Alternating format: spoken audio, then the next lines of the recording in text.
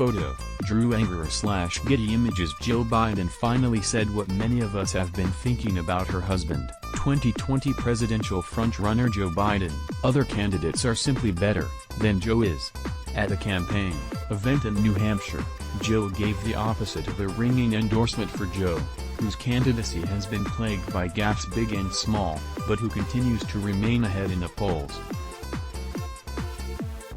She said, bleakly, about her own spouse, "Your candidate might be better on, I don't know, health care, than Joe is, but you've got to look at who's going to win this election, and maybe you have to swallow a little bit and say, okay, I personally like so-and-so better, but your bottom line has to be that we have to beat Trump." She also invoked that spectral qualifier that has haunted us since 2016, electability. "But I want you to think about your candidate," Biden said, "his or her electability, and who's going to win this race." The sentiment is echoed in a campaign ad that is currently airing in Iowa. "We have to beat Donald Trump, and all the polls agree Joe Biden is the strongest Democrat to do the job," says a voiceover narrator. "No one is more qualified." But that's not true. A recent survey poll that measured candidates in head-to-head matches found Bernie Sanders beating Trump by a margin of 8%, and Elizabeth Warren is gaining on both Sanders and Biden, coming second in a recent Fox News poll. What Jill Biden dismisses as, "I don't know, health care," gets at the fundamental discrepancy between what millions of progressives want to see in their leadership, and what a career politician like Joe Biden has been offering.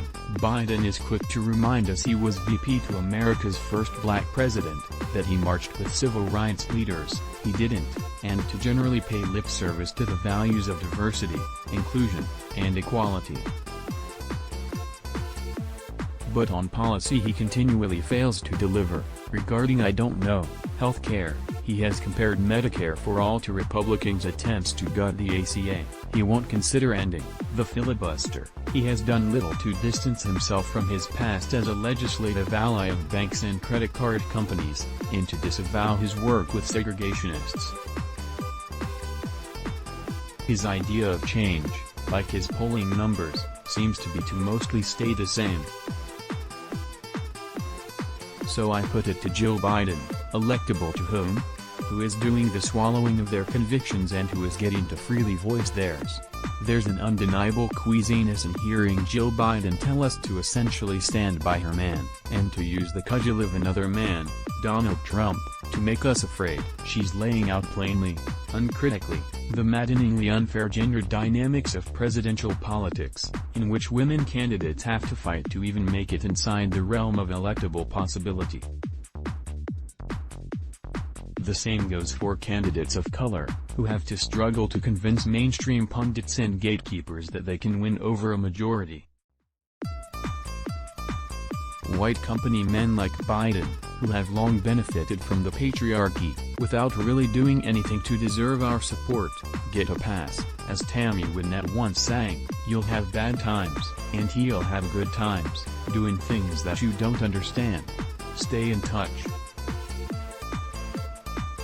Get the Cut newsletter delivered daily. Terms and privacy notice. By submitting your email, you agree to our terms and privacy notice and to receive email correspondence from us. Let's block ads. Why?